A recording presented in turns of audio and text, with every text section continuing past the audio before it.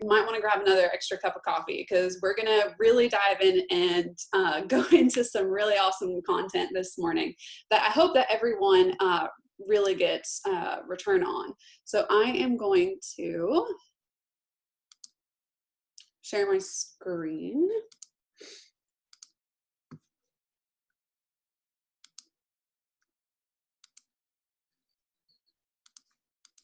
If y'all have any questions throughout the presentation, feel free to drop it in the chat. We'll be monitoring the chat, and then if we don't get to it during the presentation, we will try and get back to you afterwards. But like I said, if you don't, we are here as an introduction to both our organizations and the content, and so feel free to reach out to us with additional questions after the presentation. Great. Yep. So we're going to talk about maximizing online tools to help amplify your business. A lot of these tools are actually free for you to use. So if you are either just starting from the ground up, or you're in the middle stage of where you've been in there for a year, you're like, hey, I don't have, X, Y, and Z to spend per month to hire a marketing company, or, these are tools that you can really help use to help grow your business that are accessible to you for free. So a little bit about who I am and what I do, besides Taylor's awesome intro. Again, I'm Lauren. I'm the owner of Bold Agency. We are a marketing and creative agency here in Huntsville. I've personally been in advertising for about over 10 years. And that is in joint effort in Birmingham and in Huntsville now. For 3 years, I was on the American Advertising Federation board as their communications director here in Huntsville. I was actually raised in the United Arab Emirates, where my parents still reside, and unfortunately are stuck there because COVID. I'm also the co-founder of Design Week Huntsville, which was established last year. And again, because COVID, we're not doing it this year, but we are doing it next year in April. So if you guys want to come up to Huntsville and engage in Design Week, that would be great too. So a little bit about the Bold Agency. We are a strategic creative agency, so we do everything from the campaign and strategy side and also the design side. So anything that falls under the realm of branding, identity creation, web design, photography, videography, we do everything to really shape around for our clients. Our clients include large and small clients, from the Huntsville-Madison Chamber of Commerce and the city of Huntsville to local startups like Beehive Baking. I saw y'all on here. Hey, Sarah. And the John Evans Real Estate and a couple of other, the Noble Dog as well. So we work with a whole range of clients. So the presentation itself is going to be split into 2 parts. We're going to talk about organic marketing first. So anything that falls under SEO, Google My Business, Google Analytics, Search Console, those type of tools that are available to you to help grow your online business organically. And then we're going to dive into paid marketing tactics. So the second part will dive into social media advertising, Facebook, LinkedIn, and Instagram. So let's talk SEO 101, because it's kind of a lot of information. If you Google what SEO is, you're going to get 1,000 different types of resource links. So what does SEO actually mean? SEO stands for search engine optimization, which is the practice of increasing the quantity and quality of traffic that comes to your website through organic search results. But why does that matter? Why should that matter to you? Why should you focus on that? Because it directly affects your business. Your search engine results page. If you've ever Googled like restaurants near me in your Google search, what shows up on those pages, or if it shows up at all, is part of your search engine results. So also with local map results, if, again, we'll use the restaurant as an example. If you're looking up restaurants near me, the top 5 restaurants that you're going to get in your local radius have a higher SEO. The page listing accuracy. So we recently redid the Huntsville Sports Commission's website, and they had old links that still kept popping up on Google. They're like, how do we fix this? Well, we go in, we focus on your SEO, and we run different crawlers, which I'll go into, through Google to help catch those pages that are brand new and get rid of the old pages that no longer exist. You don't want people going to 404 pages on your website every day. Google is almighty. I will say that multiple times. It decides everything. It decides whether you're on page 1 or you're on page 20. So unfortunately, that's just the name of the game, right? They're a monopoly. How does SEO work?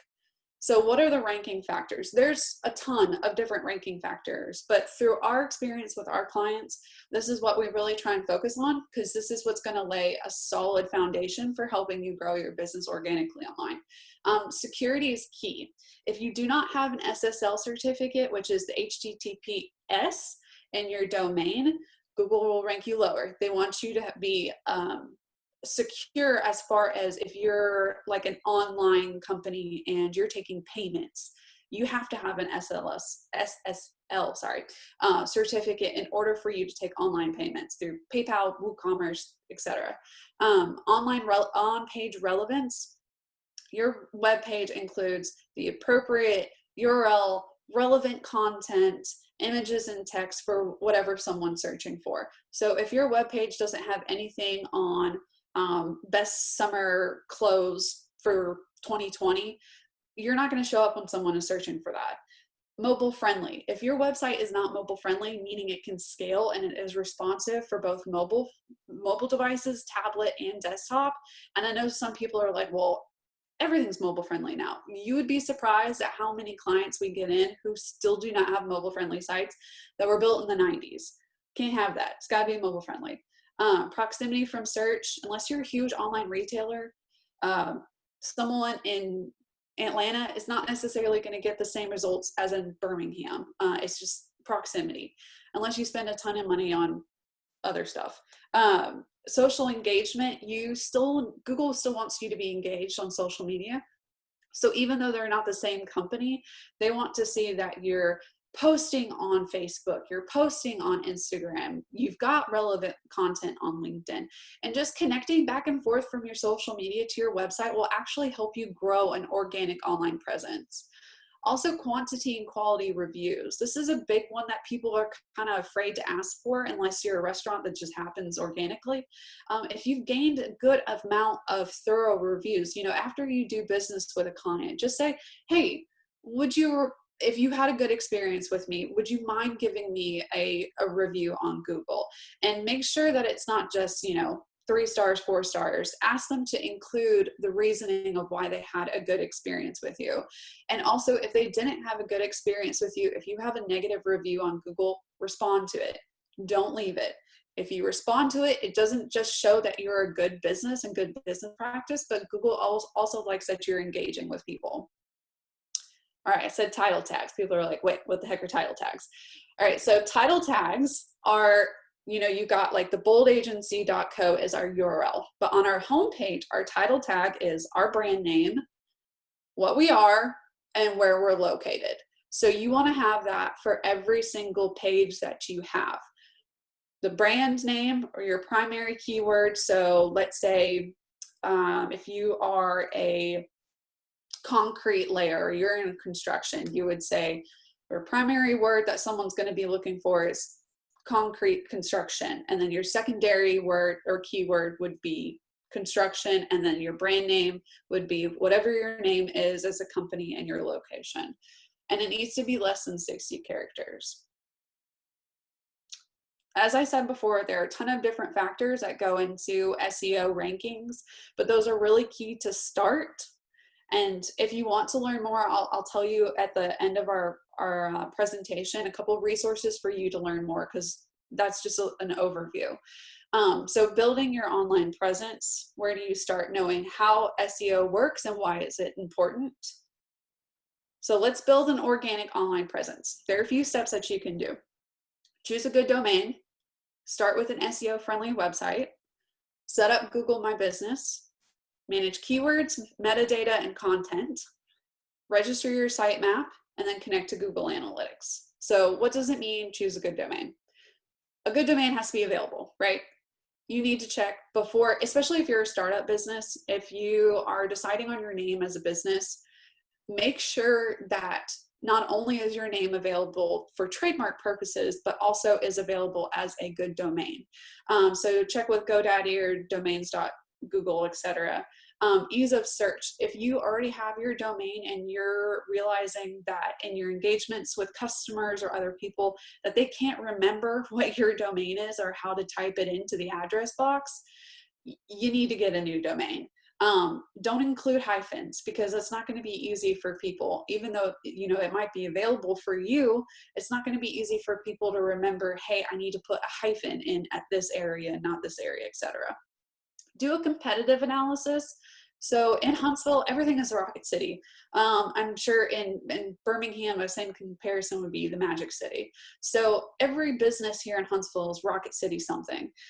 If someone is looking for like stoneworks in Huntsville and your domain is rocketcitystoneworks.com, if a business close by, you know, 10 miles down the road is rocketcitystone.com, that's too close. You don't want to be that close because someone's going to accidentally click on your competitor's URL instead of yours. Starting with an SEO-friendly site is a good foundation. So SEO-friendly platforms include anything that gives you the option to design mobile-friendly from the start, and also gives you the option to add Google Analytics to your website and track and edit metadata. Like WordPress is what we use primarily, but we build custom sites. If you don't want to mess with getting a custom site built for you, you can use Squarespace, Wix, and Shopify. Shopify is great, especially if you need to have an e-commerce presence online. These platforms also are built with site speed in mind. Make sure your site doesn't take forever to load. You know, we as humans have a really short attention span, and if your website is taking more than 2 or 3 seconds to load, I'm going to leave. I'm going to find a different website that loads faster. And again, mobile friendly. So these platforms allow you to scale your site up and down on mobile and tablet devices. So mobile friendly, let's talk about that.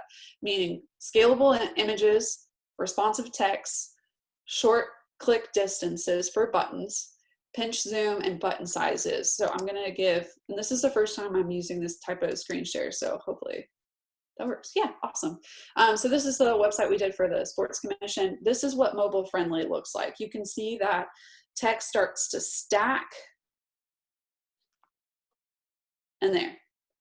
So it's a way for the content and design of your website to be translated for multiple devices. So you can scale in and out without text being under an image. You know, if an image starts to go over another paragraph of information that people can't read legibly and easily, you're going to want to adjust that. So that's what mobile friendly means. All right, site speed. I suggest that everyone check their site speed on Google's page speed insights on Google. You don't have to have a 100 score, but you really want to be within the 50, 89, top 89 to 90 range for your site speed. Google will rate your site lower if you do not use their products. So I really suggest that you put in Google Analytics and start, you know, using the Google products. Google My Business. Also for site speed, don't upload large images. Like I see this a ton. Clients are uploading 1 megabyte, 2 megabyte images to their website. Don't do it. It's going to bog down your website. It's going to slow it down, and it's going to make it harder for people to load it on their mobile device. Don't load images is what we recommend over 400 kilobytes. That's usually pretty high still. So we suggest anything lower than that will help with your site speed. Set up Google My Business. If you haven't done this already, you can tell when you Google your business, Google will say, is this your business? Claim your business now. You don't have to have a Gmail to set up Google My Business, but you do need to set up a Google account. It's super easy to do. Some of the levels are free. When you get into G Suite, that's when they start costing more, but you don't necessarily need a G Suite to do this. Make sure that you write a description for your business.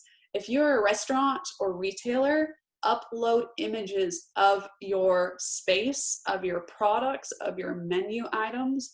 Google is going to rate you higher if you have more images of what you can provide to customers. And choose the right industry. So when you set up Google My Business, if you're a dental clinic, don't click medical clinic as your industry. That's not correct, and it's not going to match the content of your website. Make sure it matches too. All right, managing keywords, metadata, and content. This is more of the nitty-gritty, the monotonous tasks that, you know, once you set up a couple of stuff, that this is going to be a learning curve for a lot of people. But the things that you can start with are titling your images. So when you upload an image to WordPress, Shopify, etc., change the name of the image. Make sure it's your image. Make sure it's not copyrighted, first off, but change the URL, the description of your image to really show what is in the image. So include your company name, but also if it's an image of two ladies sitting down at a table having a cup of coffee, name it two ladies sitting down having a cup of coffee, because this is not just going to help you with your SEO, but it is also actually ADA compliant for people who are using readers. So people who don't have the ability to see visually what the image is, it'll actually name them off. This image is titled, etc. Content keywords. If you are starting to write blogs, you need to make sure that the content keywords in your blogs are consistent with the name of the page.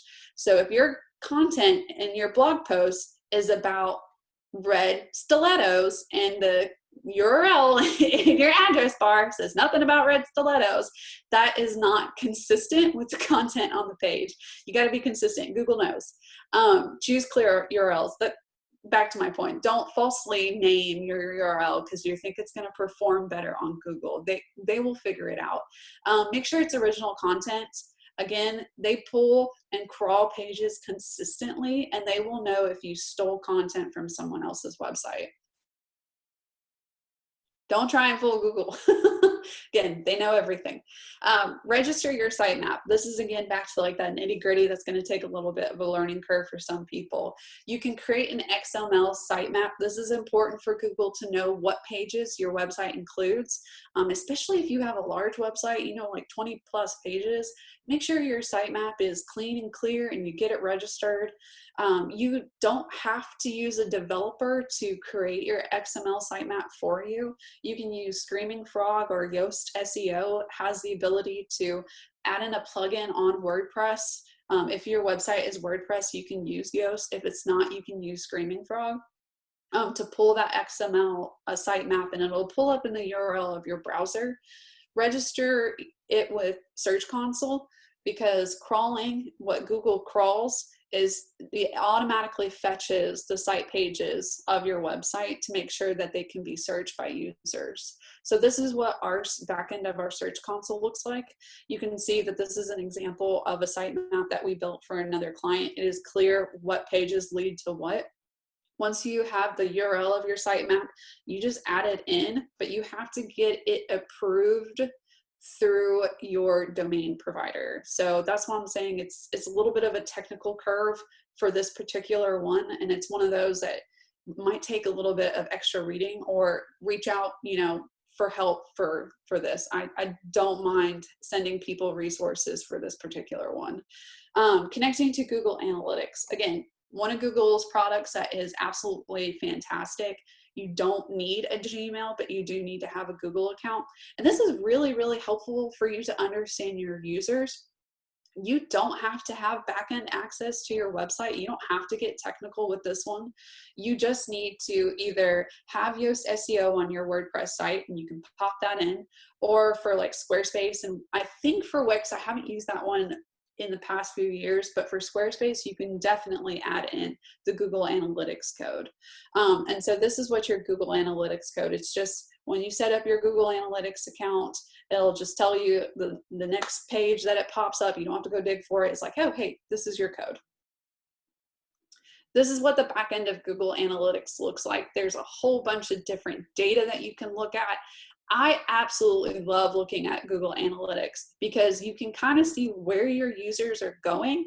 If you really think you're going to sell a lot of one product and no one is actually going to that page, adjust. See how you can either change some of the content on your homepage site to get them to that page faster, or build a landing page or name that page something different, or maybe, hey, that product is not actually doing as well as you thought it would be. That can help you too when you're running online campaigns through social media or through Google Ads to see what kind of bulk of traffic are going to these pages. So I love looking at behavior flow. Let's take a look.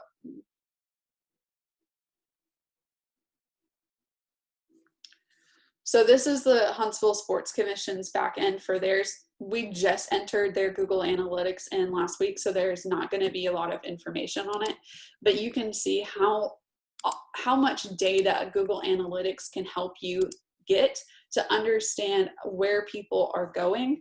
So I love going to the behavior flow chart and seeing where people are going throughout the site. And you can really get an idea of, you know, what does that user flow and user experience look like for people on your website?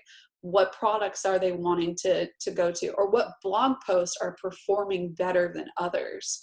You know, if you really think that this content you wrote was very powerful, but you notice everyone else is going to a different blog post, maybe you need to write more content about that specific topic instead of the other one around.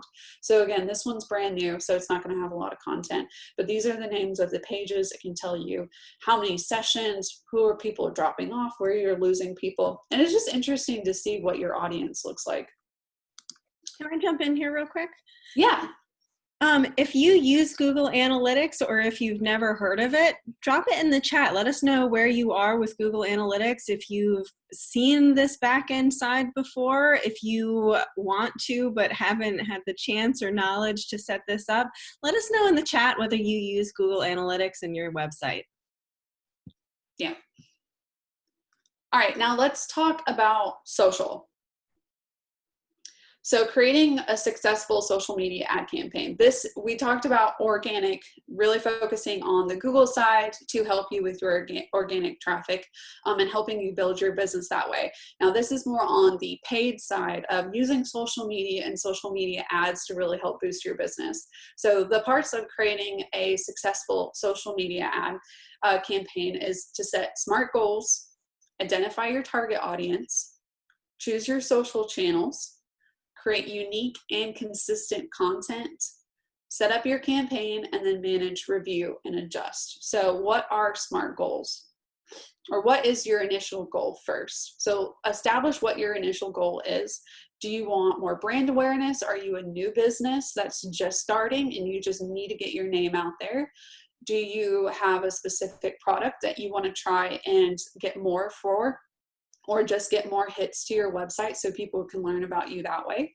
Or do you want more leads? Do you want more people to fill out a contact form on your website? Do you want to get more people's email addresses? Or do you want to drive more sales? Really find out what your initial goal is. And some people will get a client that says all of them, all of the above. No, you have to start with one and really focus on one goal at a time in order for it to be successful. If you're going in 5 different directions, it's going to look that way when it's coming out in a campaign, and you're not going to get the best return if you have too many goals. So setting SMART goals. I know a lot of people have probably heard that acronym, set SMART goals, but I still have to reiterate it to people. So we're just going to go through of what SMART goal would be for a campaign. So example, your initial goal is, I want to generate more leads. First of all, be specific. I want to generate more quality leads through our contact form on our website. That's very specific. That's how you want to get those leads. Make it measurable. So I want to get 50 qualified leads through our contact form per month. So I want to eventually get to that 50 marker, and that's how I'm going to measure the success of the campaign, is if I can get to there. It must be attainable. So if you've only gotten 1 qualified lead per month and you want to jump to 50, that's a really far reach. Can you do it? Yes, but you're probably going to have to invest a lot more money, and they might not be the quality that you want at first. So if you say, I currently receive 30 qualified leads per month, therefore I feel that an additional 20 is definitely attainable. Yes, that's definitely attainable. You know, if you're saying I only make $2,000 a month in sales and I want to grow to $30,000 a month in sales, I'm going to look at you and be like, we need to slow it down a little bit and figure out how we can, take it step by step at a time to get towards your goal. Is it relevant? Are leads actually where you're going to make your sales? So out of the leads I currently receive through our contact form, 50% turn into sales once an additional contact has been established. That's relevant. That's a relevant goal of, hey, this is one step that helps me get towards the goal, because the goal is for your business to be successful by gaining more sales. To set a time frame also, you say, hey, I want to reach the 50 qualified leads per month within 4 months. That's definitely doable. If you've been getting 30 qualified leads a month and you say, I want to jump to 50, immediately, like next week, that's not going to happen. You have to be a little bit more strategic about your timeline, because where people go wrong with some social campaigns is they think they can just stick a few bucks at it for 1 month and it doesn't work. And they're like, well, I'm not going to try it again because it didn't work. It takes time over a really smart campaign in order for you to start seeing a return. It also really helps if you can identify your target audience. Your target audience, unless your target isn't everyone. Well, even Target still has a defined audience, right? Unless you're a huge retailer that covers the full Amazon. Amazon is everyone. You're not Amazon. You really need to analyze your current customer base. If you're an established business, especially within the last year or so, you have enough data to understand where your customers are coming from. If you're brand new, make customer personas. That is where you identify your ideal customer. What do they like to eat? What are their spending habits? Where are they located? What are their interests, demographics? Start thinking, especially if you're a new business, what is your ideal customer?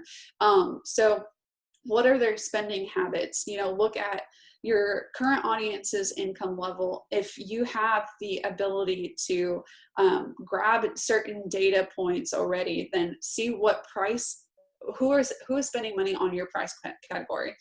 If not, if your product's priced a little bit higher per the market, which you should have already analyzed before you price your product, kind of see who is buying that product. Location of your target audience. Again, you're probably not Amazon. Your location of your target audience isn't going to be national or worldwide. It is going to either be locally defined or regional if you're a little bit larger of an online retailer. Their interest in sociographics. So we don't just look at demographics. And I suggest not to just categorize people in demographics. Also think of their interest in sociographics. What do your customers like to do? What are their interests? Or what is your potential customer? What are they interested in? So if you're a bike shop and you want to get more people in there buying your products, your customers are probably going to be, outdoor enthusiasts, runners. They probably shop at Mountain High. Start thinking about what is their day-to-day spending patterns and interests like. Demographics. So not just age range or ethnicity or religion. Look at stages of life. Is your customer probably in the stage of life of where they're married, or do they have kids, or are they single? Because that also helps understand what would they be willing to spend their money on. A family who is in their 30s who don't have kids are probably going to have a little bit more free spending time or free money on the weekends to go out to a really fancy restaurant. It just depends. You have to start thinking about that, right? So choosing your social channel. Not every social channel is probably going to be the best benefit for you.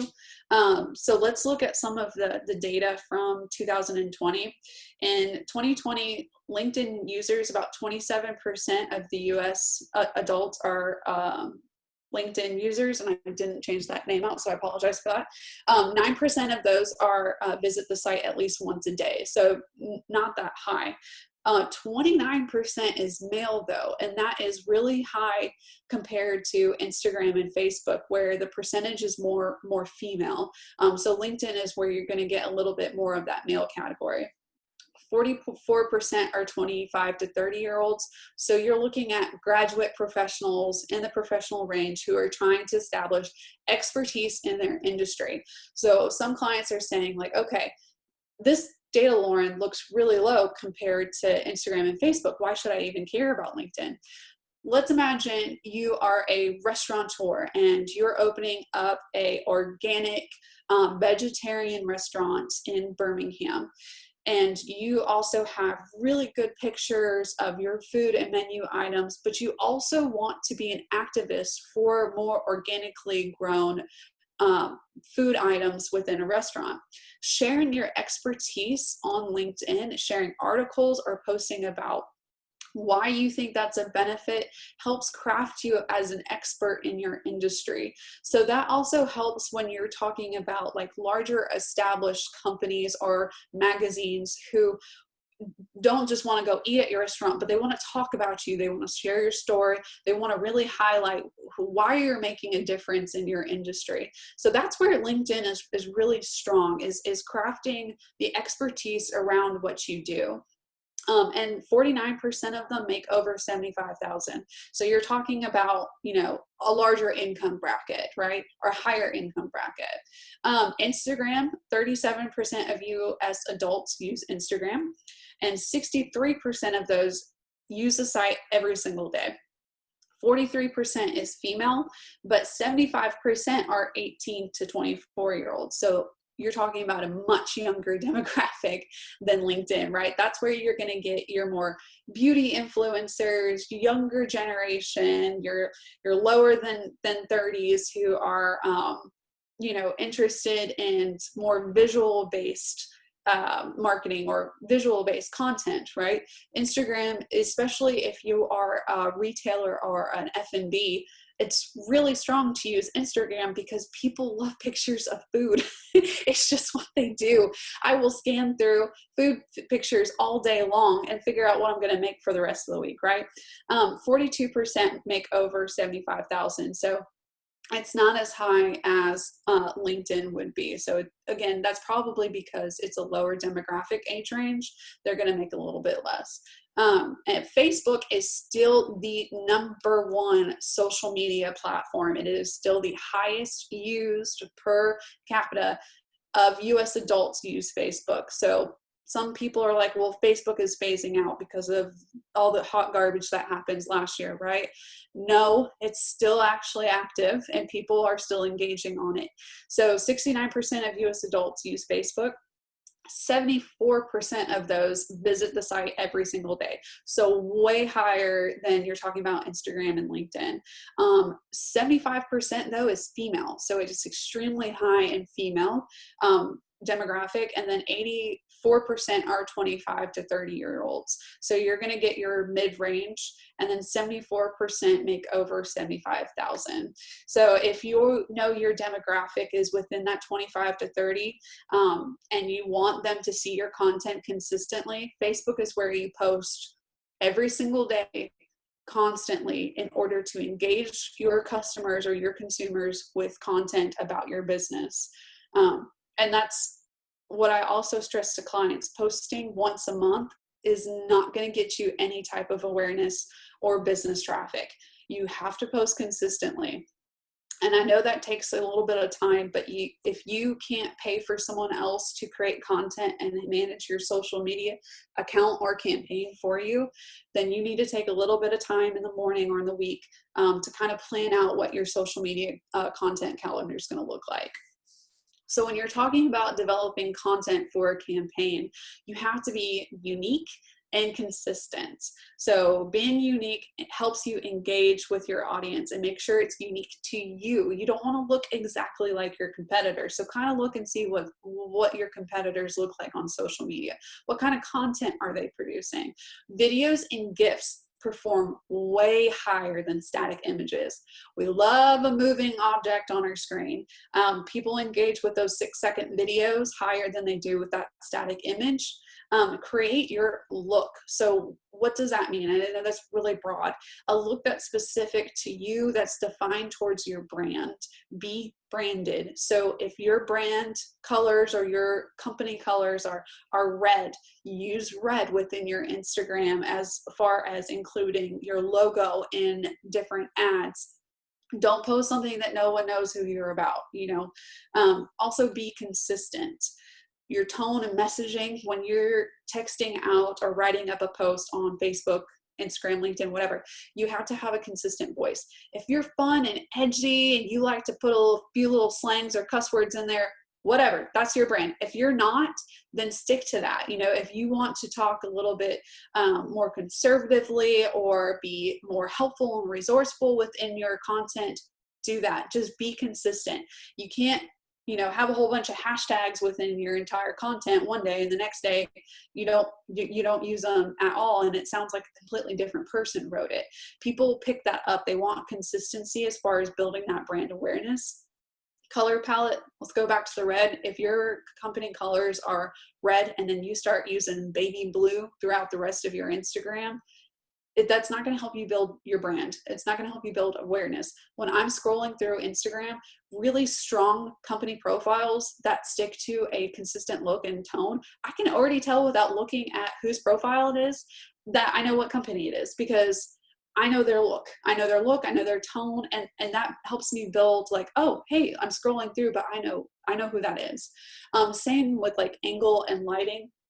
If you're a restaurant and you take really bright pictures of your food, and then all of a sudden you start taking really dark and grungy pictures of your food, that's not going to be consistent. You want to keep the same angle, the same photography, the same look, because that also helps build awareness.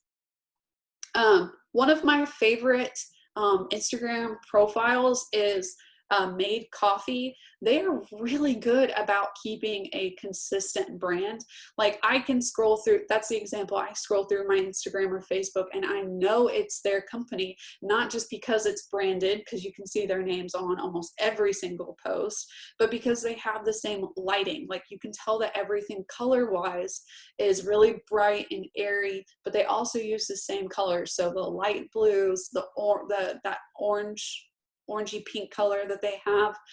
You can even see in his shirt that orange color matches the orange color in that Instagram post a little bit higher. The same with the unicorn. The unicorn green stripe on the side, if you didn't notice, also matches the green in the lady's dress on the swing.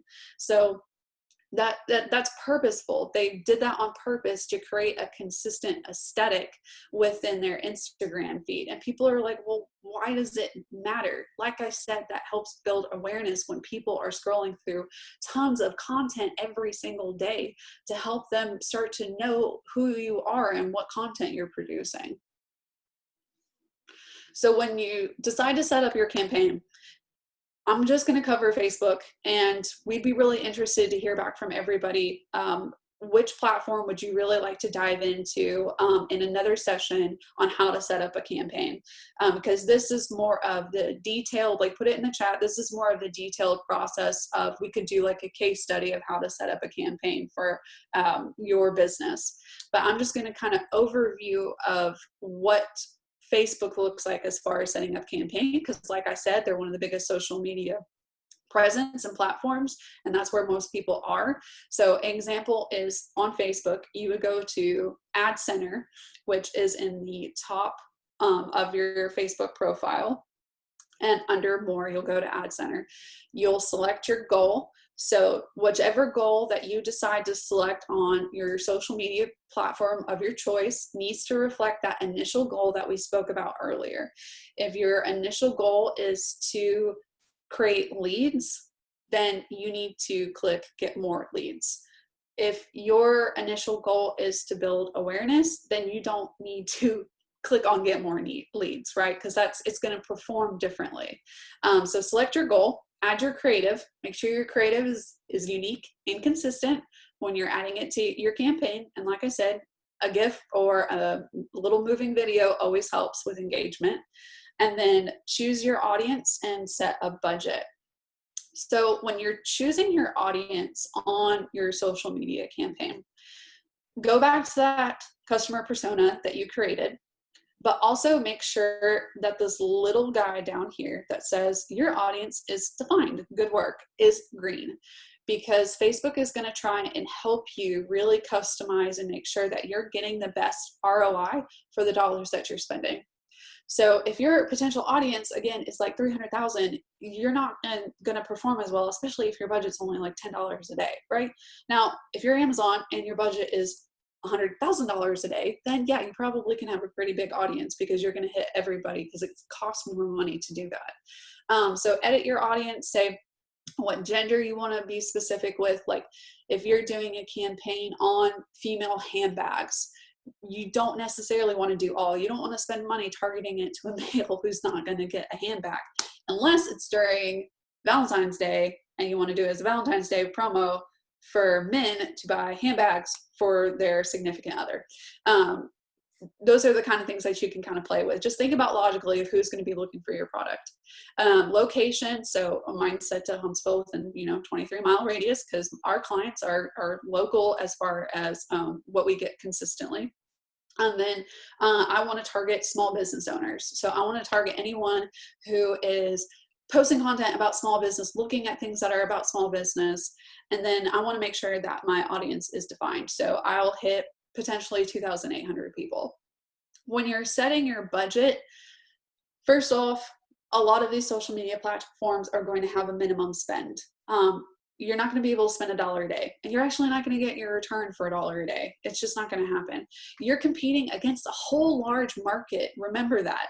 So you have to invest in your marketing dollars. Put a little bit aside. I think I've heard it once upon a time. It was something like 30% of what your budget needs to be within the marketing range. Make sure that if your revenue is, $400,000 a year and you're only spending $50 a month in marketing, and you're starting to notice that your sales are going down, that you're not performing as well anymore, then you might need to adjust and see how much money you need to be putting back into marketing to get you up at that sales goal. So I'll spend a total of $250 within 25 days if my budget was $10 a day. Make sure your duration is a little bit longer. You need to run certain campaigns strategically within a time frame. So if your campaign is brand awareness, you probably want to do a little bit longer of a campaign. If your campaign, again, is around a holiday or a certain event, then you want to spend a lot more in a shorter amount of time. So back to that Valentine's Day example.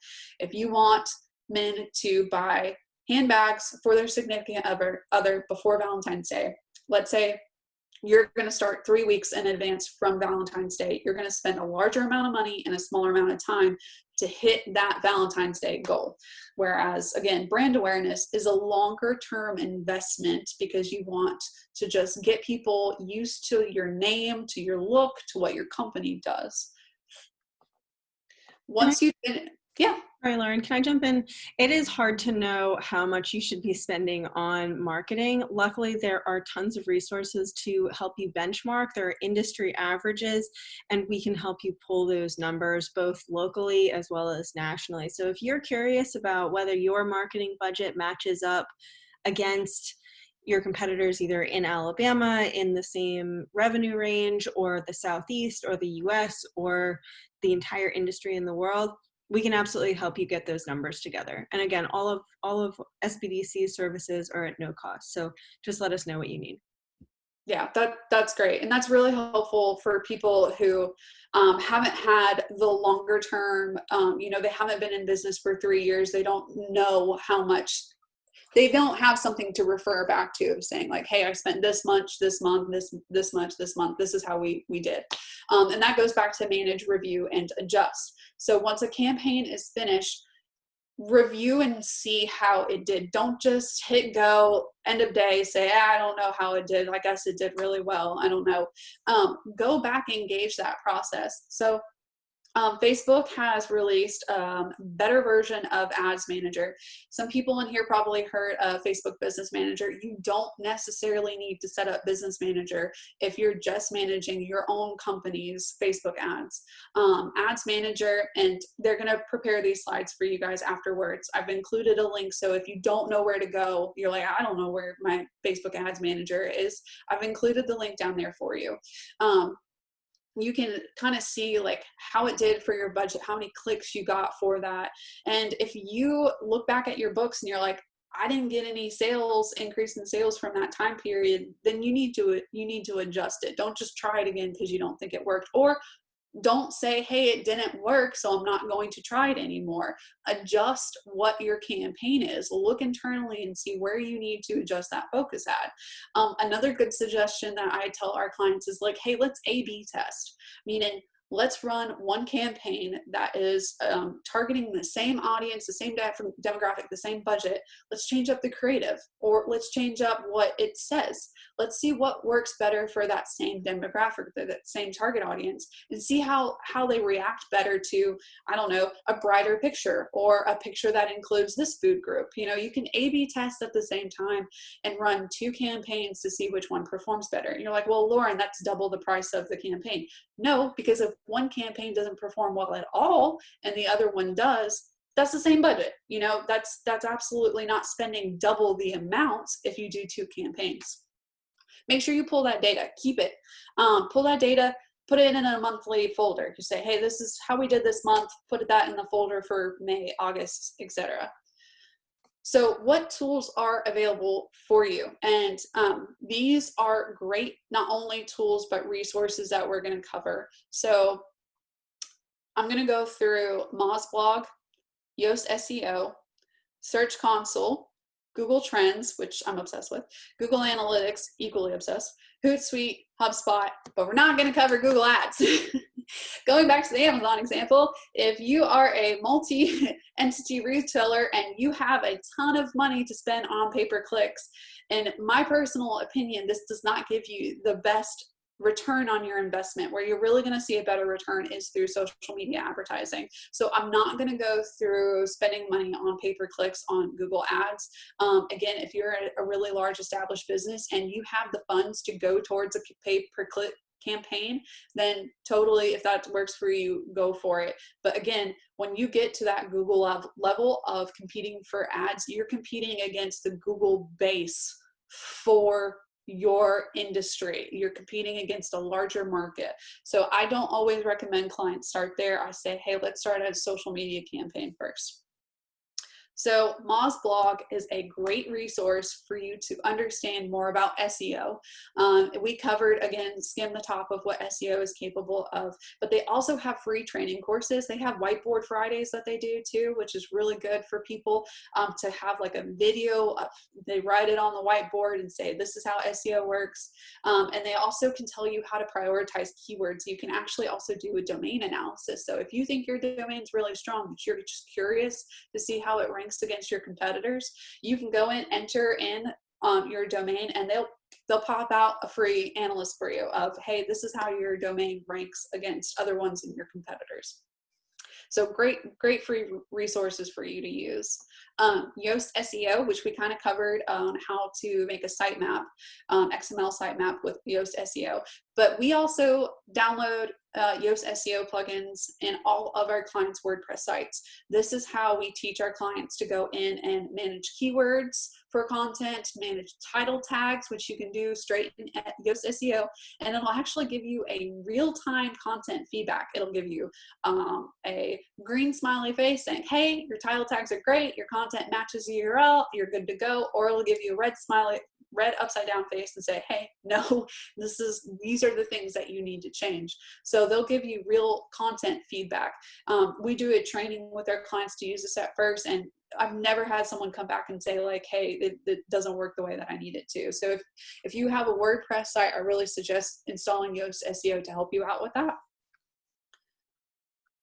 Search Console is where you would register your sitemap, and it'll also tell you if certain URLs are broken or if mobile usability went wrong on a certain page. So you can also block old links from being crawled. Like I said with the Huntsville Sports Commission, they had old links that kept showing up on Google, and we have, just this past week, again, it's a new site, just put in Google, hey, this link does not exist anymore. Do not crawl this link anymore. Again, it also helps you check for mobile errors. Google Trends. Google Trends is fascinating, especially if you're writing blog content for your company. You can go in and compare certain keyword items of what people are searching for, not only in the US, but you can dial it down to your specific city. So when I was trying to figure out whether to call our company a advertising agency or a marketing agency, because they're different, right? I was saying, well, what are people searching for within Huntsville? You know, are people more familiar with the advertising term, or are they more familiar with the marketing term? And so I went and compared and looked at, you know, not just a year, but the last 2 years of what people were searching for. And people were searching more for marketing than they were for advertising. It's a more known term, marketing, here than it is as advertising. And it's going to change city to city, depending on the demographics in that region, depending on the companies, the industries, competitors, etc. So you can kind of go in, especially if you're writing blog content, and see what are people searching for. Because if you're going to write a post about something that no one's searching for, you know, why spend your time doing that? And then, yeah, I would always suggest going in here and just messing with it, because it's just fascinating to see what people are searching for.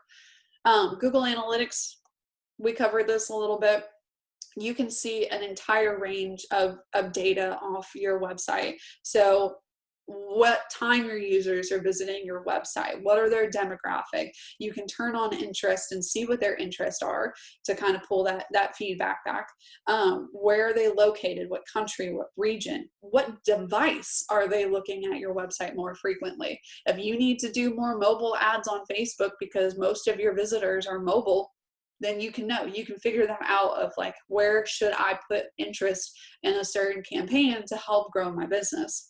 You can also just plan on adjusting site content back to that user behavior flow. If people aren't visiting a certain product, or they're not going to your shop page, then maybe you need to include a button on the homepage straight there to help users get from point A to point B. And it will track that. It'll show you that, hey, people are clicking now on this button. So you can say, oh, that works. That helps that user experience for my customer. Hootsuite. I absolutely love Hootsuite because we manage a ton of clients' social media accounts. The free version, you can manage your personal companies, Facebook, Instagram, etc. The only time that it starts getting expensive is certain reports, or if you're managing more than, I think, like 2 or 3 business accounts, which for hopefully most people here you won't need to do. If you do, I still say invest in Hootsuite because it saves you time. At the beginning of the month, you can just knock out your entire campaign for the month, or your entire posting schedule for weeks in advance, and it will just run for you. Now, that being said, as businesses, we have to constantly be aware of what's going around us, what's going on around us. So just make sure that your content that you have scheduled weeks out in advance isn't going to be unrelevant or cause a stir depending on what's going on within our community. You know, just be transparent and be aware of that at the same time. You can track posts, likes, comments, shares, all through Hootsuite. You don't have to log into Facebook and post something, and then log into Instagram and post something, and log into here and post something. You can have it all scheduled right there through Hootsuite. So it's a time saver, especially if you're doing this yourself. HubSpot is a great resource for you to understand what those content calendar templates look like. So, you know, when I say that, hey, you can figure out your entire month of content, what you're going to post, and do it through Hootsuite, HubSpot has great resources for you to figure out what other people's content calendars can look like. They also have like an Excel content calendar template that you can just use and duplicate. They also have resources on best practices. So they're constantly updating of like, hey, this is now changed on Facebook, because social media platforms are constantly changing. They're constantly evolving. So they do have algorithms that update, but HubSpot's really good about showing like, hey, this is how you build better inbound content. This is what's changed recently on some platforms. They have tips and tricks on creating certain strategies. They're just an overall great resource. If you want to keep learning past this webinar and you have the time to really dive in, and you're like, I want to dive into Google, Facebook, LinkedIn, Instagram. Each one of these platforms have online learning resources and tools for you available, especially Google Skillshop. Google Skillshop gives you free certifications on Google analytics, on ads, on any of their suite of marketing tools. So you can actually go and take courses and get certified at a certain level. They're not going to give you, really high level certification, but you can go in and really learn about SEO optimization, how to run ad campaigns on Google. The same with Facebook Blueprint. Facebook Blueprint also has free courses for you to take on how they run. And so this is straight from the source, whereas like using HubSpot is a secondary source, going through Facebook Blueprint is a direct source on how they want things formatted for their platform.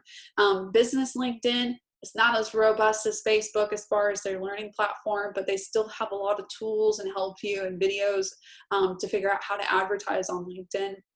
And then with business Instagram, since Instagram and Facebook are linked, they're owned together under Facebook. They have very similar ways of handling things, but business.instagram actually helps you understand a little bit more about the opportunities that you have on Instagram. Like, I don't know if you're a retailer and you're trying to build more sales through social media, then you probably need to have Instagram retail established or on for your business. That's where people can see like a little shopping bag emoji on a post, and then they can click it and it'll take them to that page to purchase that item.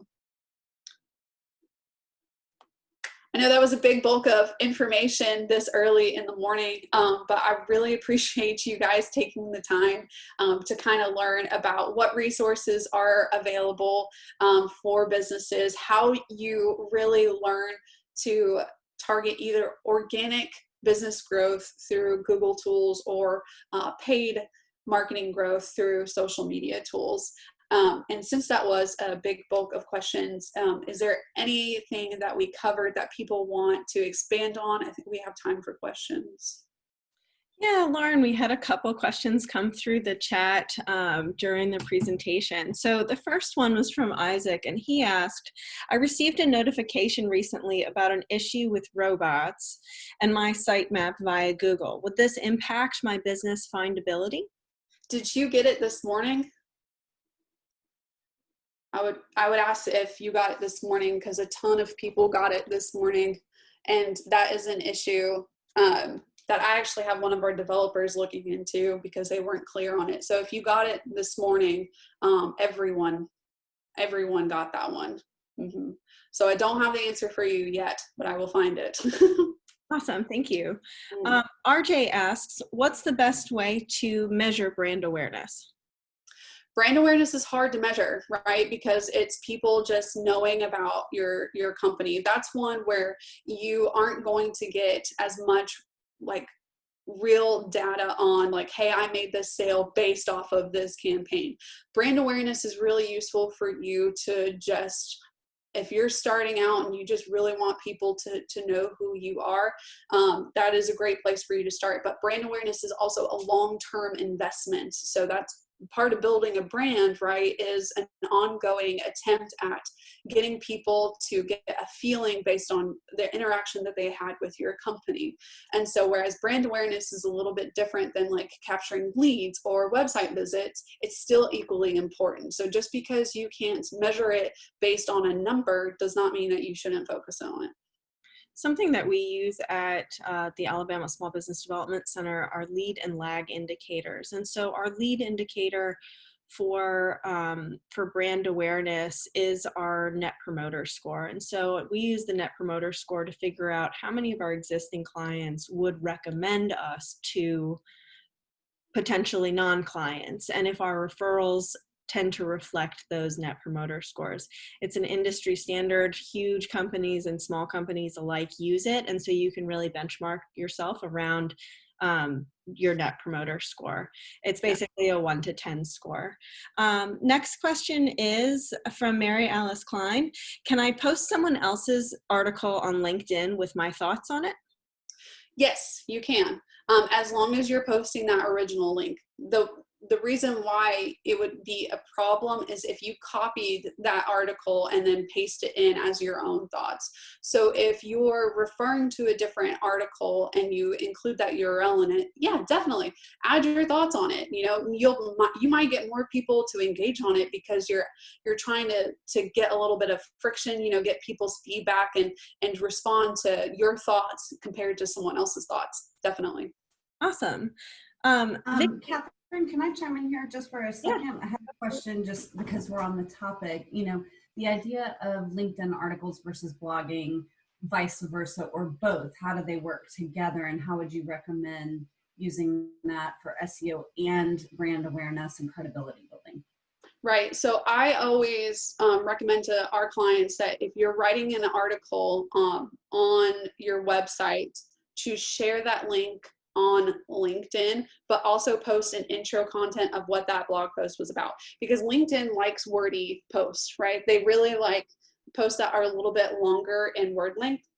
But if you don't want people just to read the entire article off your LinkedIn post, include half of it. It's like some dots as like a teaser of what that blog article is about. So people will go and click onto your website, because that's considered a backlink. And backlinks are really helpful for you to gain more positioning on Google results, to help you get a little bit further up that page, right? So yes, Taylor, I would definitely suggest writing that blog post on your website, including a short snippet in that LinkedIn post, but also linking to it. Awesome. Awesome, thanks. Vicky asks about the consistency question. Are there any apps you would recommend that we could use in order to make our social media posts more uniform? I don't know where to start. And there was a recommendation for Canva. What are your thoughts on apps and resources to make our brands consistent? Right. So we use the Adobe Suite, but if you have never dove into the Adobe Suite, you don't want to mess with learning a whole new platform, Canva is extremely easy for people to use. And you can actually do post on the go. You can create content on your phone. So if you're traveling in the car, not driving, if someone else is driving and you're like, oh man, I forgot to post something for the day, you know, you can pull up your phone. They've got stock photography that you can pull from, and then you can easily create templates.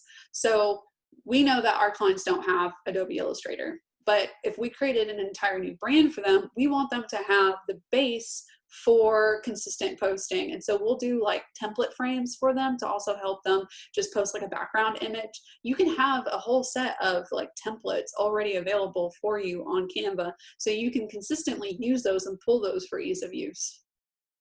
Canva's free tools include templates that are already set for different social media. So they have like a social media one that fits perfectly on Instagram. They have a Facebook banner. They have a blog header that works really nicely. And with the paid features, you can convert them pretty easily as well. So Canva is really nice. It's a really nice free tool, and it has some features that you may find worth paying for. Awesome, thank you. The next question is from Naughty But Nice Kettle Corn. What are your thoughts on CoScheduler? How does it compare to Hootsuite? What do you like about Hootsuite in general compared to the other schedulers that are out there? Yeah, so I haven't used that particular co-calendar before. Hootsuite is what I've used in the past as ease of use to see the layout of where my posts are coming from and what engagements are. So the reason why I like Hootsuite is their dashboard interface, because I'm a designer, okay? I'm gonna be picky. I'm gonna be picky about what it looks like. Hootsuite is just a little bit more intuitive as far as connecting to it. That being said, I haven't used that other platform before, but I really like the way that Hootsuite handles, you know, seeing what comments and feedback are. I can separate everything by channels, or I can separate everything by like what specific people are responding to. So I just like Hootsuite's features better. Awesome. What do you think? One or two more questions, and then we'll move on to the second part? Okay. So Lisa asks, our website has been blocked from Instagram. Have you ever seen this issue? They'll not respond to us to tell us how to fix the issue or why they've blocked our website. It's really hurting our sales. Oof. Yeah, I've heard that through Facebook. I would ask, is your website secure? Does it include an HTTPS SSL certificate? And then secondly, what kind of content have you been sharing on your Instagram? Was it something that was against their rules and regulations? If not, if you had an account that doesn't have years of content on it, it might be beneficial for you to create a new one. But if they're not responding and being helpful, you might want to go back through their rules and guidelines and see what happened. I've never seen that through Instagram. I have seen that through Facebook. Mm-hmm. Well, I guess they both have blocked both of us. I feel like Facebook has been a little less blocky, but no, we're a Christian-based company. We have inspirational quotes and scriptures on candles, so we don't. It's very PG, our Instagram, and they just never have responded. So we're almost to the point where we're gonna have to switch our website. Right. Do me a favor and privately just message me what your Instagram account is and URL and your email address, and I'll dive into it for a few minutes and see what I can find. Thank you so much. You're welcome. And the last question for right now, at least, for new businesses, how should you balance brand awareness and sales? Brand awareness and sales. Well, you don't want to spend the money on brand awareness unless you're making sales, right? You still want to make a return on your investment as far as making money as a business. So when you're talking about balancing brand awareness and sales, I would say always if you're just starting, you want to go hard on brand awareness. If you've been established and you've got consistent amount of sales every single month coming in, then you want to make sure it's a little bit more even of you're pushing sales as far as your ad campaign goes, and then also including a little bit of brand awareness. Now, if you have a huge customer base already, if you've got thousands of followers on Instagram and thousands of followers on Facebook, that's where your client base is, you probably don't need to spend ads on brand awareness. You constantly creating content is helping your brand awareness for your current client customer base. But if you have a goal, if you say hey, I want to get 100,000 followers on Instagram, and you're only at 20,000, then you want to spend a little bit more money on brand awareness to get other followers outside of your current following base. But if you're happy with the amount of engagement that is happening through your current followers, then just focus on sales. We have a client right now who wants to reach 60% engagement. So for the amount of followers that they have, they want 60% of those followers to engage with them through social media. So that kind of goes back to what your goal is, right? What is your initial goal, and figure out what tactics you need to reach that goal. Mm-hmm. Awesome, thank you. Did you have a second part of today's presentation, or is the second? I think someone else is reviewing the second part of the presentation. So. So you blew through this content. I don't know about you guys, but I feel like I've been fed from a fire hose. This is a lot of information. A lot of information. Yeah, and so we will be sharing the slides, but we have time. Lauren has carved out 2 hours to spend with us, and so we have about another 45 minutes. And so I know that Lauren's happy to go back to some of these themes if we need to go back to particular slides, or there were things that we covered really, really quickly. I did see that there was another question from Patrick. Yeah, there were a few more questions that came through. A question from Patrick, who runs the learning experience, a daycare center as part of a franchise. He says, I'm part of a franchise and don't have access to log into my Google My Business for my location. Can I still do Google Ads for my business if I don't have access to Google My Business account? What would you recommend for Patrick? You should be able to still set up a Google My Business for your location. They send you a postcard to verify your Google My Business account. So it's not necessarily you need to have access to the main corporate's Google account. You can create your own, and then they'll send you a postcard with a code to verify your location. So I would suggest still going through and creating a new Google My Business account, just with whatever email that you have available to your use, and then putting in that, it is part of multiple locations. You might also, Patrick, you might also want to talk to and review how your franchise is supporting you with marketing expertise, because if that's something that they can do for you, that's not on your plate, and they can provide you with either the data or strategy or content to use at your particular location, that is often the type of support that we see from franchises. So I would open up a dialogue with the franchisor as well to see what kind of resources they have. And if they're holding that really tightly under control, then they are also taking on the responsibility for marketing your specific location. And so if there's a conflict there, then I would just reach directly out to the franchisor. Yeah, I completely agree with Catherine that they should be giving you, the help that you need if they're holding that accountable. So. I have a question. When I ran a business, the first thing I did when I closed my business was take all of the social media off my phone, because it became an absolute nightmare for me. I had a hate relationship with my social media accounts. And really the core of it was I was trying to do way too much. I was trying to be omni-channel. And for a small business, especially one focusing not just on marketing and sales, but also taxes and government policies and reopening and PPE, how do you choose and how many channels do you choose to engage with? Right. I would engage in the channels that, go back to what your target audience is and see what that demographic and that sociographic where they're engaging most with.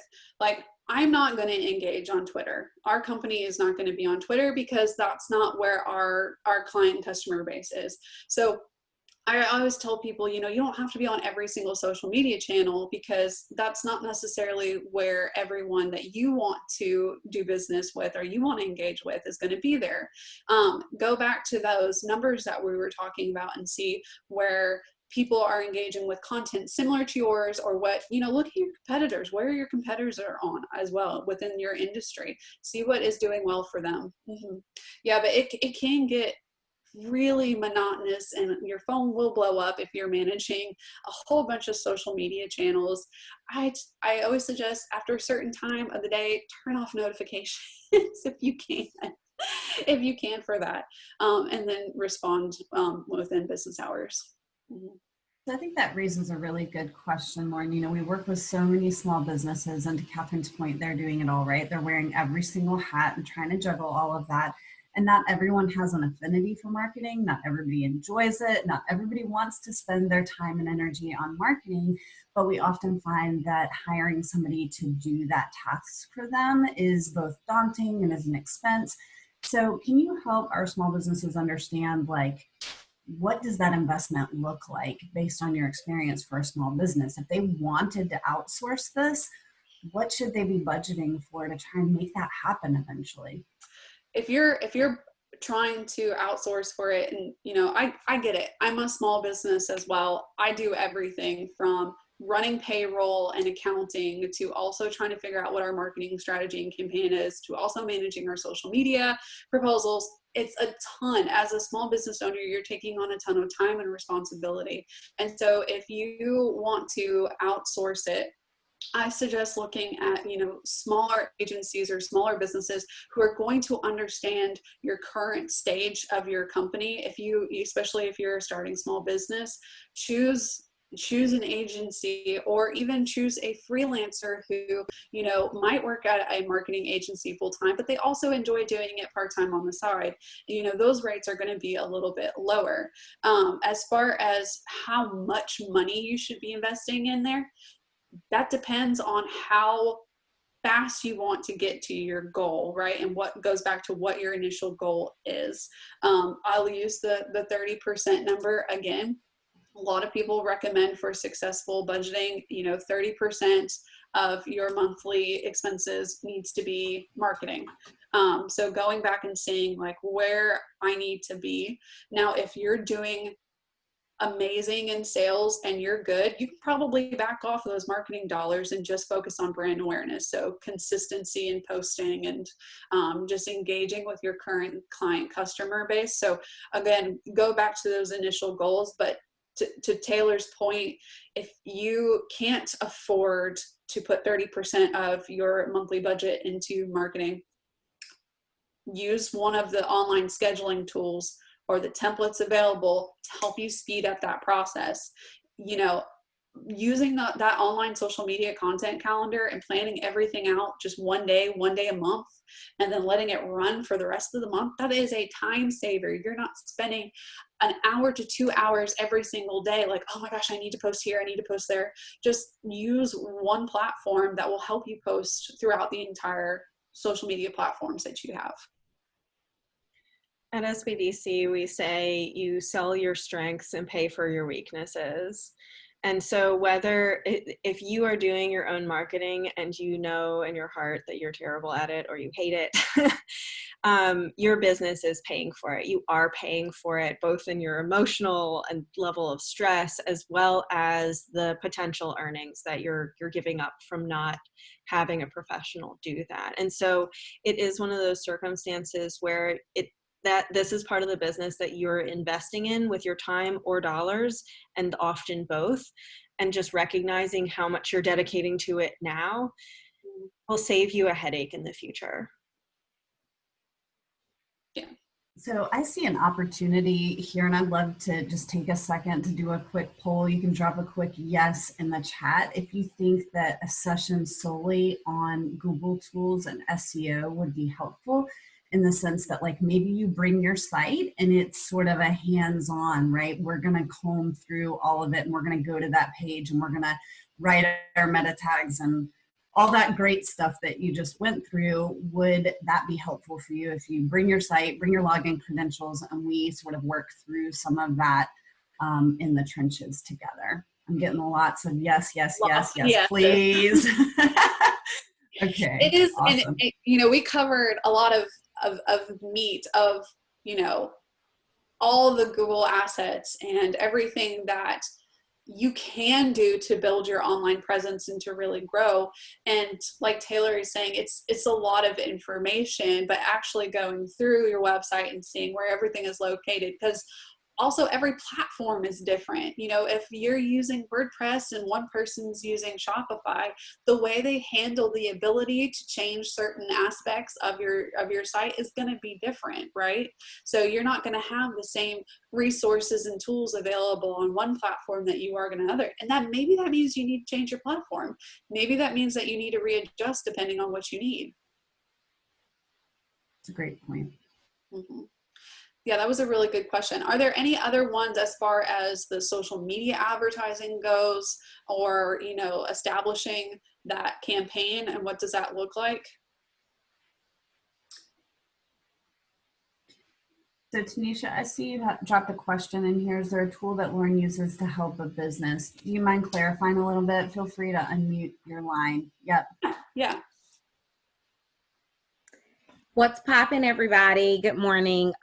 So I would say the question that I was specifically trying to get to is, of course, we covered a plethora of information, but say, for instance, a small business, you know, if they are trying to attempt to do this in-house, is there a particular form that you use, Lauren, when you are, I guess, like a discovery form that a small business can use internally to kind of sector out how they should be thinking about just their complete marketing strategy? So, you know, something, because that's what we, a lot of times that's what we're challenged with, like, okay, how can we whiteboard this out? Like, we want to do this over here with the social media.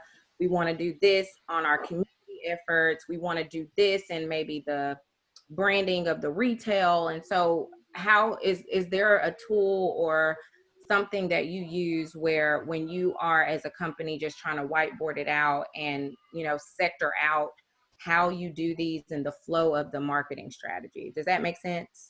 That makes sense. So we custom create what that form would look like. We don't use an online tool or resource that I can, you know, unfortunately recommend to you. We sit down and we do that entire strategy in our discovery to figure out what that goal is for the company and how can that, you know, certain opportunities help to achieve that goal.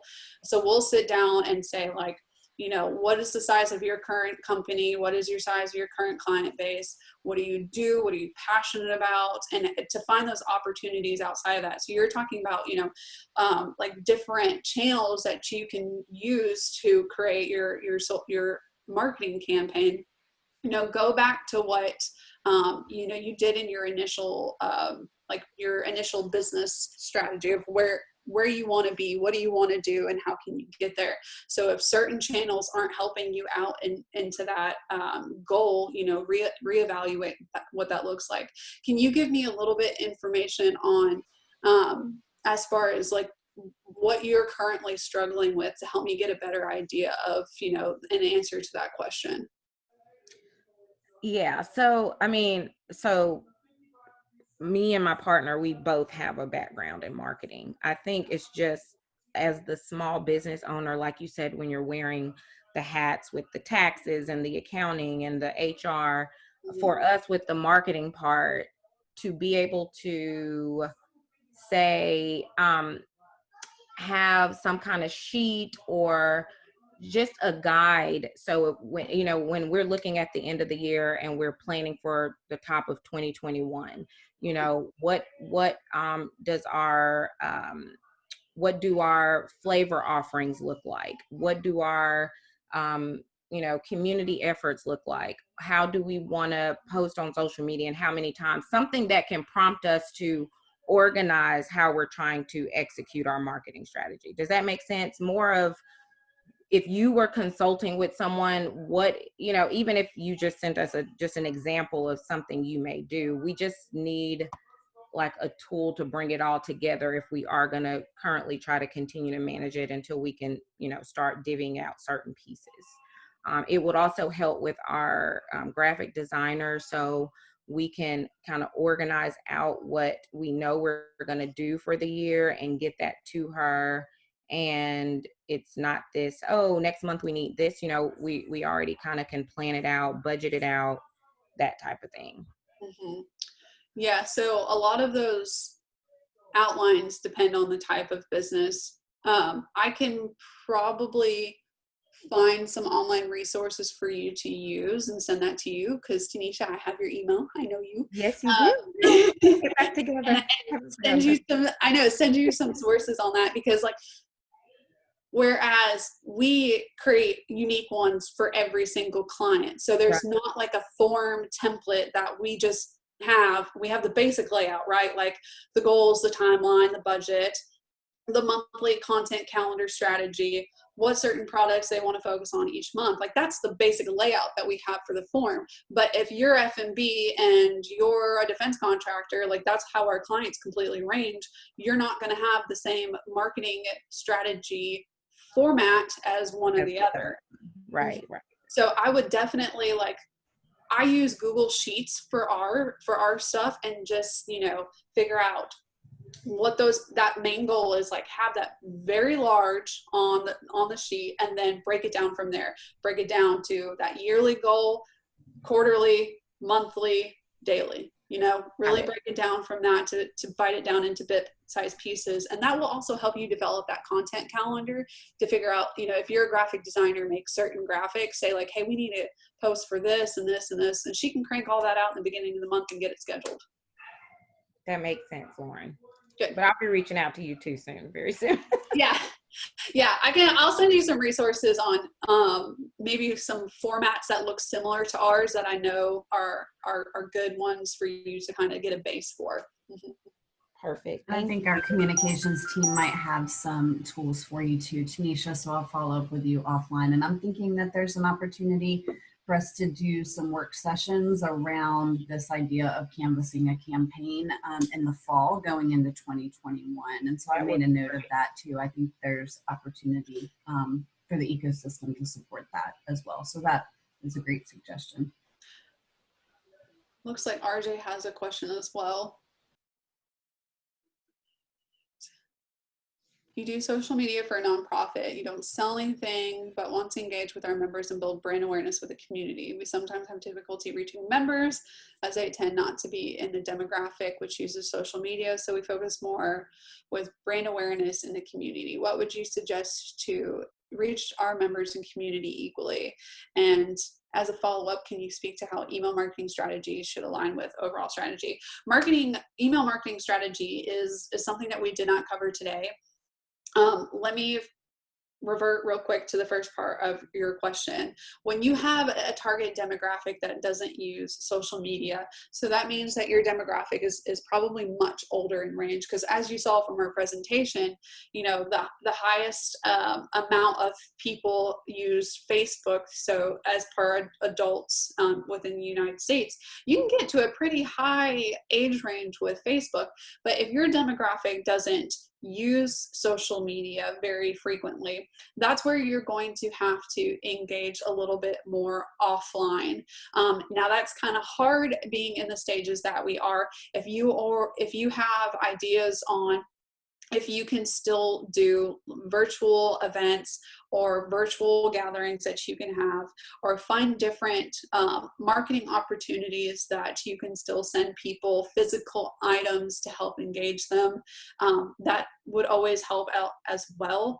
When we're talking to clients who have an older demographic that aren't necessarily on social media, that's when we start talking about unique events and opportunities that you can do to keep engaging. Now, as email marketing, the reason why email marketing would be successful is if you already have a customer or client base that you've already pulled those leads from, that you can remarket constantly. So if you're providing valuable information to your customer base and you continue to do so, that's when you're going to have a larger engagement as far as email marketing goes. But in order for you to pull those leads, you have to get their email address in the first place, right? In order for the email marketing to be successful. And so when I would be interested in you looking at that open rate for email marketing, if you are currently using that to engage with your customers who are outside social media, but also see where are your customers engaging consistently. If it's not in social media, what are they doing right now, and how can you create an opportunity to connect to them?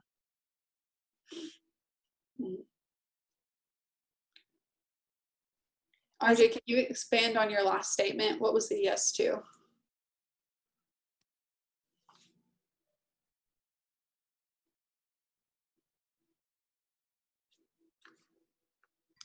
Oh, you asked if the demographic was kind of outside the target age range, and so I was saying yes. Okay, gotcha. So they're like 50 plus, I'm guessing.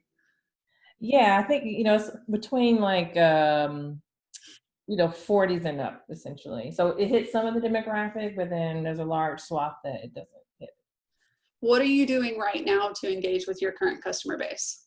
So right now we do emails, weekly emails, and I do check the open rate and the click rate and look at the activity and see what's keeping them engaged, what are they clicking on, what do they want to see more of. And we also host weekly meetings, virtual meetings as well. So. Perfect. Okay, good. So you're taking those steps, as I noted, to keep engaging your current client base, even with what's going on currently.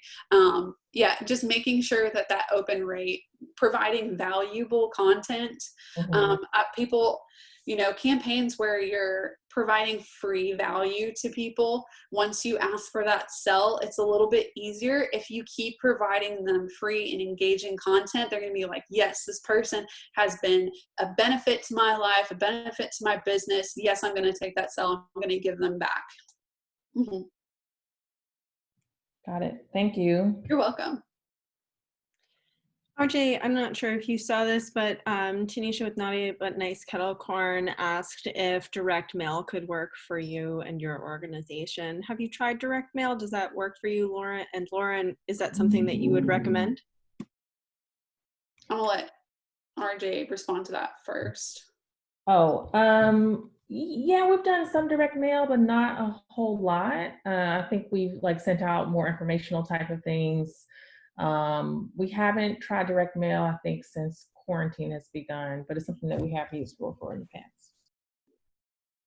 So with my recommendation for direct mail, printing 4,000 mailers gets really pricey when you're talking about having to also pay for the postage.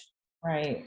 Yeah, so it gets a little bit heavy. We still do direct mail marketing for all of our political clients, because that's where they reach the older demographic, right? The 60s and plus who need to be voting still.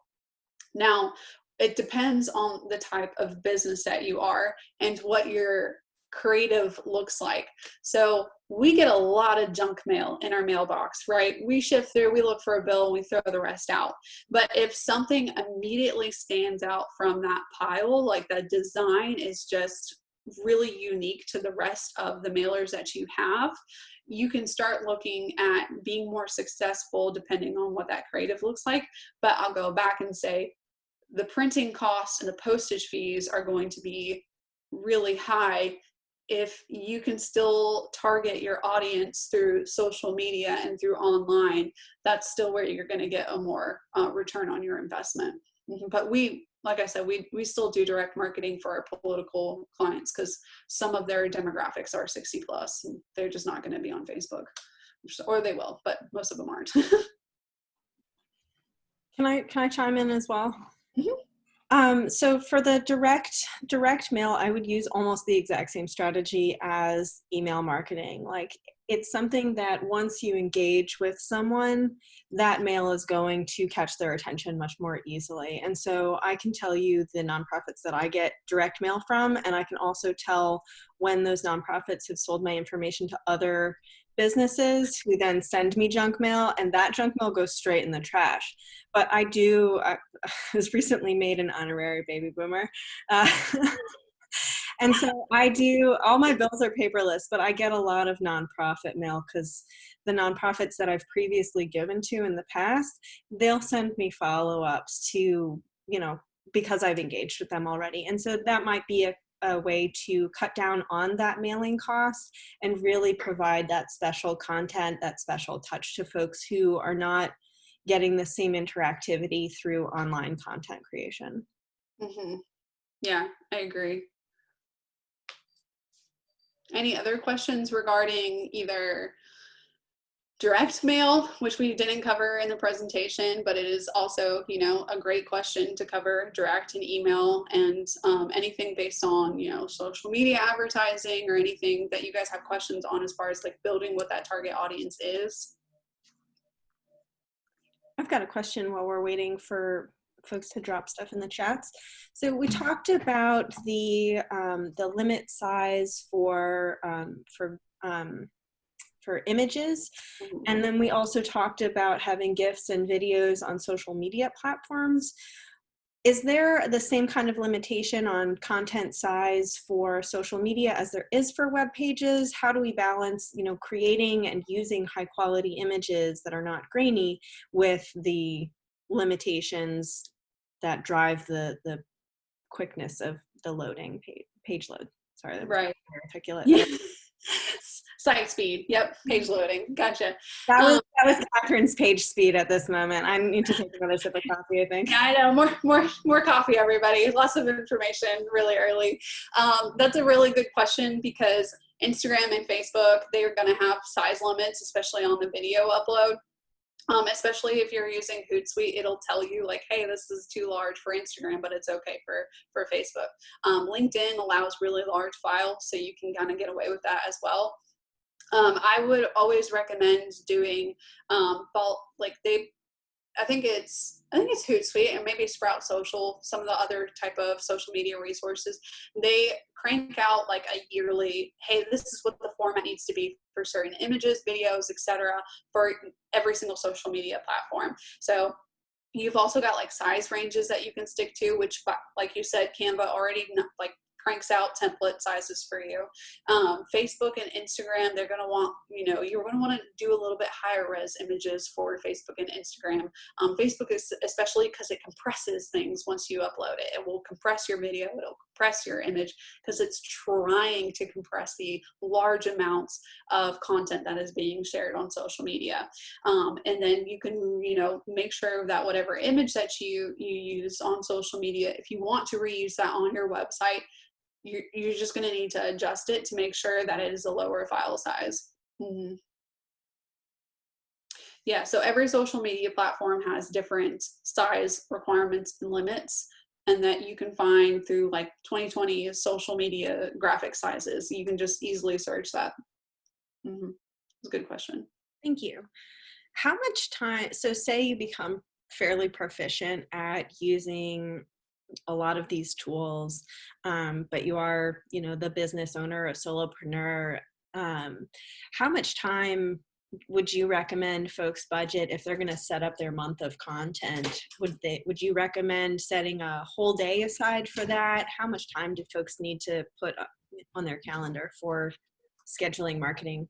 Right. I would set aside a full day to knock that out. I know that it's really hard for us, especially as small business owners, to say like, hey, I'm going to set aside, this day just to do this. You've got a whole bunch of other things that you could think about scheduling for that month. But just think of it this way. If you're trying to do it day to day, a meeting might pop up, an emergency with a client might happen, something in your production might go wrong and you need to go to a warehouse to fix that. Things happen in our day-to-day routine. So setting aside one day a month, and if you've got a free Sunday or free Saturday that you want to work on this too outside of your work week, work-life balance with small businesses is sometimes hard, but setting aside that time can help you really have more time during, the rest of the month through the week. So when you're looking at your social media content calendar, look at creating content and messaging for the entire month for every single post. Just go ahead and knock that out. Yeah, so I recommend a full day. And it looks like other people do as well. Yeah, full day usually takes care of it. Awesome. Good question. Yeah, if you guys have any other type of topics that you want to be covered through the SBDC or through Rev, they have really great resources and tools for small businesses to help you guys out. And then I'm always interested in seeing what webinars that you guys provide for free for small businesses that really help people grow. We had another question come through the chat. The participant asks, I started a travel planning company in January. I have a Squarespace website and an Instagram account, but still creating Facebook. With the pandemic, travel in general has dropped tremendously. Any suggestions on content in the interim until people feel more comfortable traveling? Also, I'm hesitant to spend on ads at this point. I definitely wouldn't recommend spending money on ads right now. It's not going to be the best for your business, but you can be unique with your content, right? Depending on where you are in your location. I love this question. So be a little bit innovative with what kind of content that you're producing, like how to make the best mini vacation in your backyard, pulling tools on, what people can do in their hometown, or like, our city of Huntsville blog posted a whole bunch of free outdoor activities that you can do and still social distance as part of like mini staycations. So I would build an entire content campaign around staycations, like the best vacation you can do to stay at home, and then also start talking about, hey, let's plan 2021. Like, what's that next vacation that you're gonna take next year, or when we're out? And then also engage with people. Like, where do you want to go when the pandemic is finally over? That I think that's a great question. I really think you have the opportunity to be really innovative and unique with what kind of content you produce. I'm gonna go follow your Instagram. I want mini staycation ideas everywhere. I think you could be really, really unique with that. The resources that are already available to folks are like Google's local guides or Airbnb's experiences. There's a company, I'm not sure if it's a company or just a website that popped up that's called window swapping, and basically people will take a view out their window all around the world, so you can kind of get that experience. It's a fantastic question, and thoughts on monetizing that experience. Would you add ads to that, or a product that you could, how would you look at monetizing that? Is that something that you think about for your companies that you work with, Lauren? Yeah, I always during the current situation, I always want people to be realistic and be empathetic during this time to not sound so salesy, right? Because you're actually going to get people who will unfollow you and not want to engage with you, because people are going through, you know, their own internal hard time right now. But if you are producing content that adds value to people right now, that when you do post an ad, just make sure that it's crafted in a way that still is helpful for people. So make sure that messaging, you know, like, hey, we know everything sucks right now, but we can't wait to help you out in 2021. Here's an ad for planning your traveling, you know, your traveling vacation package for 2021. Mm-hmm. Thank you. Yep. So I work with a number of travel companies, and this is, I mean, their revenue has just been devastated. And so things that we've been working on are complementary. So we've been thinking about how to bring the world to you and what senses we have that you can connect to products. So things like aromatherapy are in the health and wellness. They help you calm your mind, and something like lavender can bring you to the fields of lavender in Provence, France, right? Or you know, things like that, like eye masks and eye pillows, or Dead Sea mud face masks and things like that, that connect you to that experience abroad. That you can help people manage their own emotions and feel good, that are not necessarily high cost items. You're not going to be able to replace that travel income that you've lost, but it is a way to provide products and services that are relevant to current situations, as well as being sympathetic. Again, I want to reiterate Lauren's point of being empathetic. And if you don't feel like you can, or if you don't feel like you can put those products out there without feeling too salesy, then don't. You know your customers really well. And so having a relationship, having contact with them is more important than selling at this point, as hard as that is going to be. Right. Yeah. And empathy is key for when you start managing your social media content calendar. As I was saying, you know, having these tools available so you can just have everything scheduled and it will post for you is fantastic for your time. But also, where businesses really started to hurt when the pandemic first started is they had content and social posts and ads already scheduled that they didn't take off when it was no longer applicable, or it was no longer relevant to what people could currently do and afford to do. We still saw people posting digital video ads of people engaging at restaurants in May, when it had been a few months since the pandemic happened. That's not a thing that can happen right now. And so if your brand is posting things that are no longer relevant or empathetic to the current situation, then, you know, you're going to lose followers from that. Mm-hmm. RJ had a great question. Do you recommend marketing through cross promotions and or micro influencers as small business? If so, how do you measure the return? I do for our health and wellness clients, using influencers to help them, and with our F&B as well. So we had a dental clinic who also is a cosmetic clinic, meaning that they offer dental and they also offer like facials and products to help like tighten up your skin, and they do microdermabrasions. They were having a hard time reaching out to their client base and being found just based off their location. They're quite far from downtown region where their demographic could afford their services, because those are luxury items, right?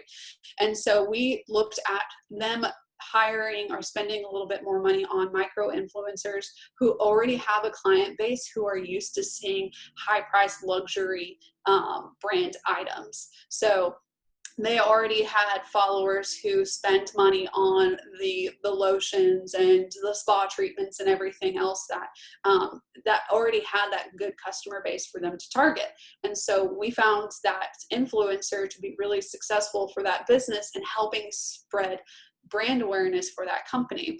Now, when you're talking about measuring it, you can measure that through Google Analytics. You can measure that through your campaign because you can see what sources those people are coming from. So on Google Analytics, you know, if that influencer has a link to your website or to your post through their Facebook, through their Instagram, on Google Analytics, you can track and see what source channel it was coming from. So if you know that influencer's website is blah blah blah.com, through Google Analytics you can see how much traffic from them sharing your information is coming from their website, and track and see if you got any sales or leads from those. So if you got 15 hits to your website from that source, what percent actually engaged with you? And then if they didn't, that probably means that that influencer's client or, you know, follower base isn't actually interested or wants to spend money on that product at that certain time.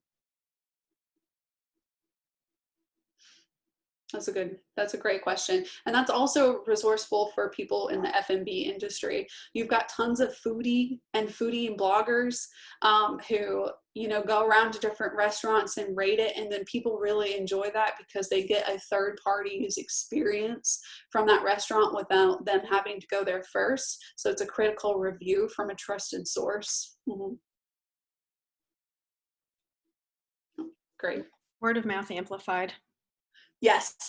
Word of mouth plus a dash of fear of missing out. Yep, just a little bit. Like I said before, you know, if you're an F&B resource, you better be on Instagram because people love a good food picture. Yeah, that's definitely the fear of missing out on that. Were there any more questions that came in, Catherine?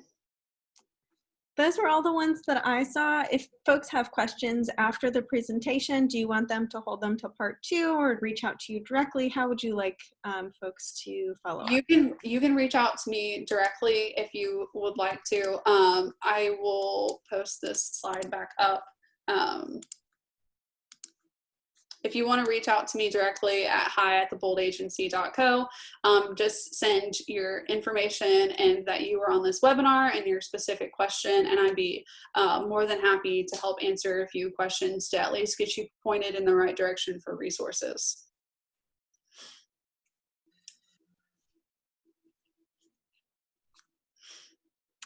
Oh, there was a question that just came through from RJ. Oh, no, you just answered that cross question. Yeah. Got that one.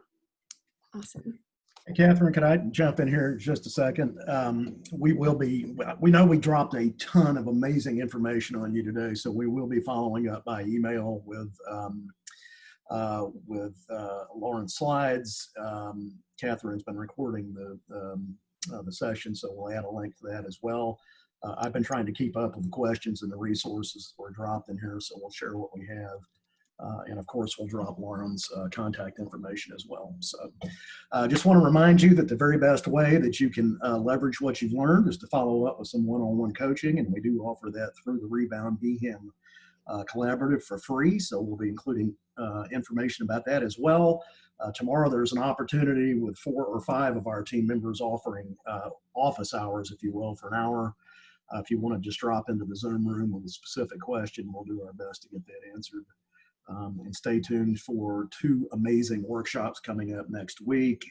On Tuesday, we have positioning diversity and equity as your small business priority, and then record keeping like a rock star on Thursday. Woo! Lots of stuff.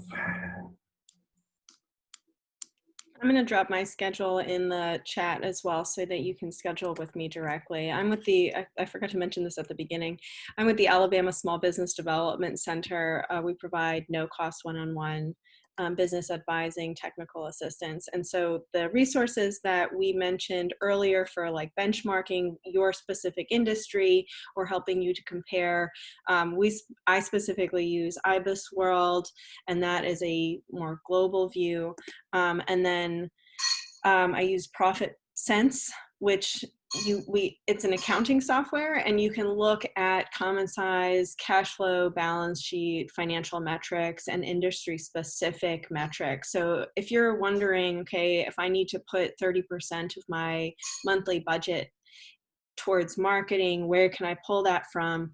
And and you're way off the charts in another area, if that other area isn't directly contributing to your competitive advantage and no one knows about you, then maybe we can pull some of that budget to make you more in line with the competition. So if you want those resources, it's no cost. I have 15-minute meetings available over Zoom and phone calls pretty much all the time. So feel free to reach out to me directly as well.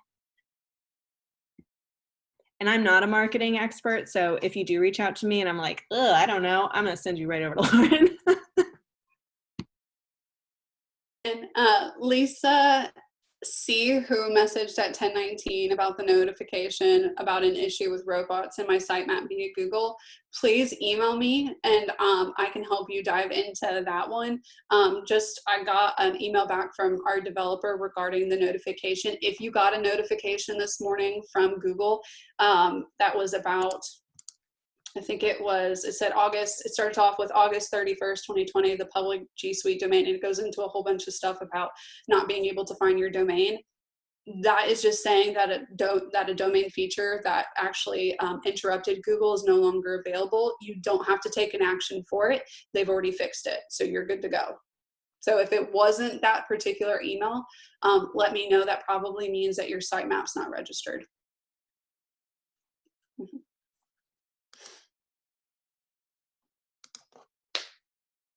Awesome. Thank you so much, everyone, for participating today. I hope you will join us for part 2 of this amazing content and for the coaching tomorrow and upcoming seminars on pretty much every Tuesday and Thursday for the next couple months. So we look forward to seeing you at the next one. Please reach out to us for additional assistance. Thanks, everybody. Thank you.